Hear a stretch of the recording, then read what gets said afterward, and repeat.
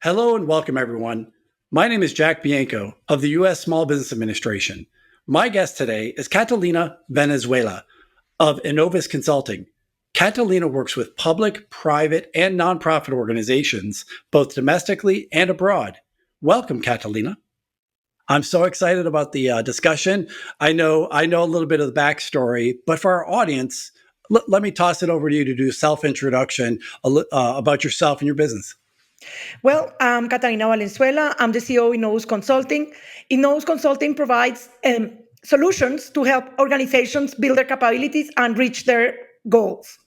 Why don't we talk or unpackage a little bit of the story more? As I understand it, you decided to start your consulting business actually during sort of the pandemic period where there are so many economic changes going on in different countries. So I'm going to ask you about that in a second. But first, tell the audience here where you're based out of. Where are you on your side of this podcast sitting at right now? Well, I'm sitting down right now in Bogota on my sister's desk.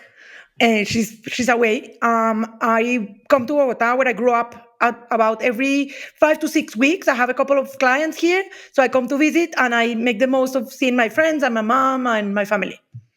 I'm based in Miami, and it's becoming very hot over there. That's exciting. Just great areas that you're sort of based out of, and we're going to talk about that. Let's talk about the sort of ideation and the foundation of your business a few years ago. What were you doing prior to starting your business, and what was the decision then to take that next step into entrepreneurship?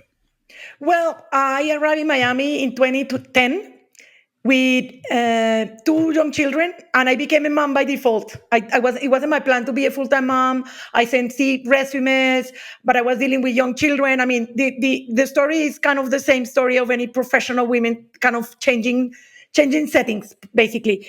And I was a bit frustrated, and I started kind of speaking with friends, and I was invited to write on a blog in 2000, probably it was 2012. I started writing about technology and education and a little bit about women in technology. And that kept me busy. And for one reason or the other, people start kind of calling me and saying, can we do this little gig? Can you help us rewrite this curriculum or create these teaching resources in Spanish? And the whole thing started there. And then one of my friends from college, he used to be a teacher assistant in one of my classes. He got a new job and he invited me to kind of help him do some work inside that job. I was a consultant for them for 4 years. I traveled the whole Southwest. We implemented lean manufacturing. I mean, I learned a lot. And then the IRS came and said, well, self-employed, you are taxed by this amount of money. And I was like, what? So my accountant very candidly said, well, you should set up an LLC. And I was like, why didn't you tell me this 2 years ago? No. And to make the story short, it was the middle of the pandemic. I've been advocating through my social media, through lots of presentations, through my blog about the women empowerment and economic empowerment and the need to be financially sound and the need to kind of have their own professional interests. At that point, some statistics were saying that about 25% of professional employed women were about to go to resign from their jobs because of the pandemic, because they were doing 24/7 jobs. They were doing their job, but they were taking care of the children or they were taking care of adults and dealing with what it means, and particularly there were women with younger children. I mean, with children that really needed to kind of help turning on the computer, kind of setting up their headphones. I mean, doing the whole thing that was happening at that point. So very quickly, I realized that I could open my own company. I opened my company in 2 hours. I just went into the Sunbees, which is the platform for Florida. I opened my company and here we are. Awesome. So much of that sounds familiar from friends or clients and other folks that we interact with through SBA and some of our partners like SCORE, which we're going to talk about in just a couple of minutes. But fair enough to say you were leveraging some skills, some passions, and other talents you had. You probably knew about many of them, but there's nothing like getting that verification or follow-up from folks saying, can we utilize you more? Can you work more with us? And those tend to be the early signals for entrepreneurs that are like, wow, I'm pretty good at something, but this is in demand right? I'm staying busy, or I may need to build a team. And just like you said, sometimes it's the tax accountant or the lawyer friend that says, hey, maybe time now to start shifting to a model and sort of exposing you to LLCs or other models there. You obviously use the state website, it sounded like. What was your awareness at that point of what other resources you might be able to tap into, even if you weren't expert in those resources? Well, I'm very active on LinkedIn, so I start kind of looking around and seeing and speaking with friends, and I start kind of doing a little bit of work with the program that SBA has at the FIU, the Florida International University in Miami. There's another small foundation that has business that have programs for very small businesses, and SCORE at that point that was going fully digital is asked for volunteers to do webinar hosting. And that's how I said, well, that sounds great. I would love to do it. I want to help my community. Many of those webinars were in Spanish. So I got the job as the host of the webinars, particularly the ones in Spanish for Miami, for the Miami area, for SCORE. So that's how I became kind of, well, yes, I start kind of introducing the people that were talking, asking the questions, and all of a sudden I said, well, what would I look for one of these mentors? I mean, they're all so smart, and this is amazing. So that's when I start working with a mentor from SCORE. Awesome. And for the audience, SCORE, which is one of SBA's most trusted partners, has over 10,000 mentors and business coaches distributed throughout the United States, a lot of excellent online resources. And you do have the availability to meet locally with the SCORE. But as Catalina was just mentioning, SCORE has an immense amount of digital resources, including the opportunity to connect remotely or do digital training. When you got involved with SCORE and you're providing training, but now you're getting exposed to other folks that might tighten up things, your marketing plan or your accounting. What did that look like? Well, it was very interesting because first I worked with Ricardo, which is one of the leaders in Miami, and Ricardo helped me kind of setting up my business in terms of, okay, you need to have these systems, and it was very basic systems, like a budget, like a cash flow kind of thing, and how you will work with your bank account, and he makes sure that I have a proper business bank account. He helped me kind of set up those basics. Do you have an accountant? I mean those basics, and he helped me out kind of figure out the pricing model. You need to think about your overhead, your administration costs, how much the hour. Those kind of things that I didn't have a clue about those. But what was more interesting is that after a few months, Ricardo, I moved to another mentor, and that mentor is a person that used to be a partner on one of the big 5 consultancy firms. And he brought, of course, all that knowledge about running a consultancy business and about kind of how the business model of consultancy business work. Because I was sure that I didn't want to be a consultant. I wanted to have a company. I'm not looking into have 100 employees or 10 or not even 10, but I wanted to have a company.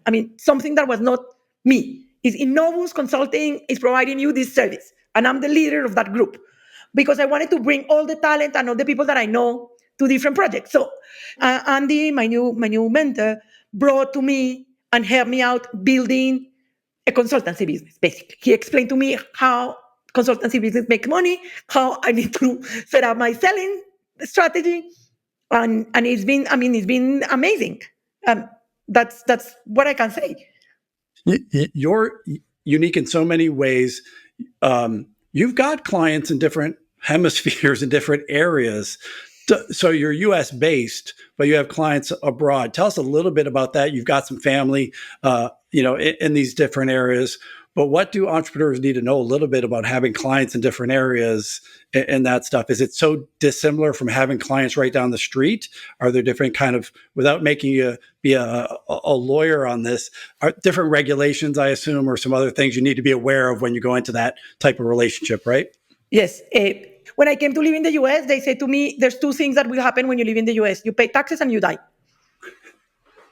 No, I was coming from Europe, and there the taxing system works differently. So that was the first thing. How much money can I make abroad before I'm being taxed in the US? So when you have that number, you kind of run freely. And why Colombia? Well, it was my natural market. I knew, I mean, I grew up here, as I said to you earlier. I went to college here. Many of my friends and my former colleagues, I mean, I worked here for a few years, are here.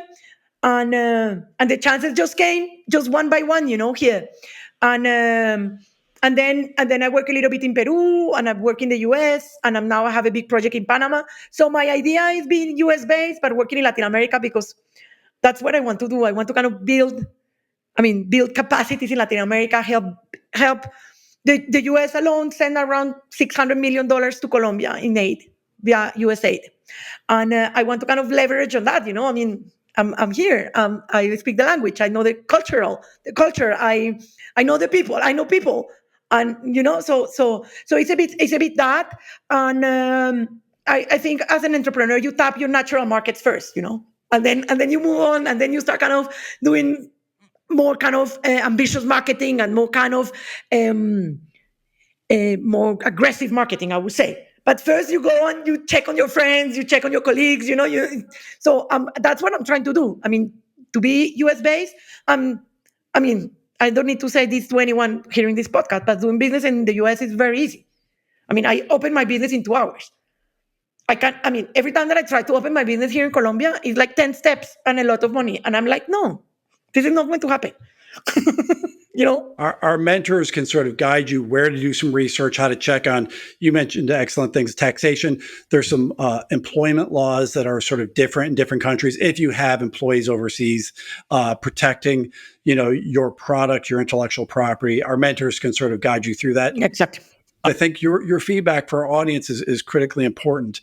Did you underestimate somehow the element of marketing and sales engagement with clients? You had this deep expertise in the consulting, but I think you had learned how to better engage clients, or how to balance your time with the sales component of your job. Talk me through that again, that lesson. I think when you have your company set up, the next thing is set up your sales strategy. That would be my tip number one. Set up your sales strategy. I mean, you need to figure out where the revenue is coming. And I didn't have that. And my mentoring score, when I said, well, he asked me, how much revenue is coming next month? And I'm like, what? No, I don't have any revenue. I was like, oh my God, this is crazy. I mean, I just realized how obvious it was that I needed to kind of generate revenue, new revenue, and how kind of, oh my God, what I'm going to do. And that's a good thing about having a mentor, and particularly score mentors who are very highly experienced people. They've been through everything. There's nothing that I'm going to say to my mentors that they have not either doing themselves, someone in their team done it. They know the thing. And so he was really quick, and he said, well, from now onwards, you're going to dedicate 75% of your day and your time to sales activity. And you're going to do a list of sales activities, and you're going to figure out, and we're going to say that you need to do, I don't remember the number, but it ended up on 10 calls per week, 4 discovery meetings per week. Sometimes I jump from discovery to calls, and 2 proposals sent per week. So with those numbers, I kind of understood that I needed to kind of sell. That's one thing. And then for marketing, I'm being very unambitious because I've been able to do that. But at this point today, I just finished the 10,000 entrepreneurship program with Goldman Sachs. And today I'm ready to kind of be more aggressive with my marketing, more aggressive with my sales, but still I'm not a consultant. I'm the CEO of my company. So I will be the face of the selling for at least a few more years. And this building is built on trust and reputation. So it's me, and it's going to be me. And sometimes I say, well, but how I'm going to sell and be talking with my clients, and you need to find a way, and you find it. It's not. I'm not saying anything particularly new to anyone listening to this, but yes, and I think the sales strategy has been working, and I think I'm being kind of listening, to listening very carefully to what my mentors have to say. Awesome. Awesome.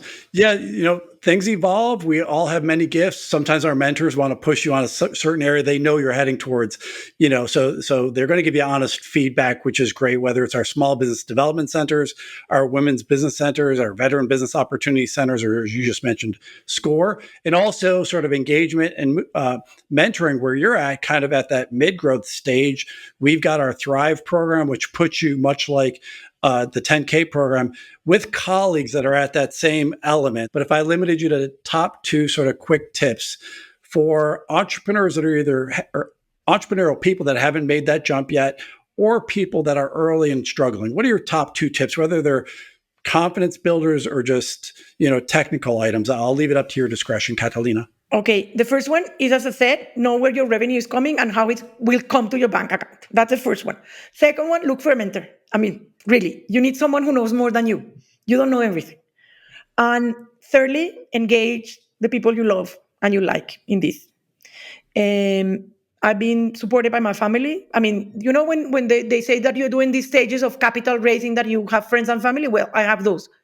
I have friends and family who support me financially, who support me emotionally, who support me who gave me a shoulder. So those are my three tips. First, where is your revenue coming from and how are you going to acquire revenue? Secondly, get a mentor. SCORE is a great place to get a mentor. They know a lot, much more than you know. And three, get your loved ones involved, in the journey. Thank you so much for joining us today.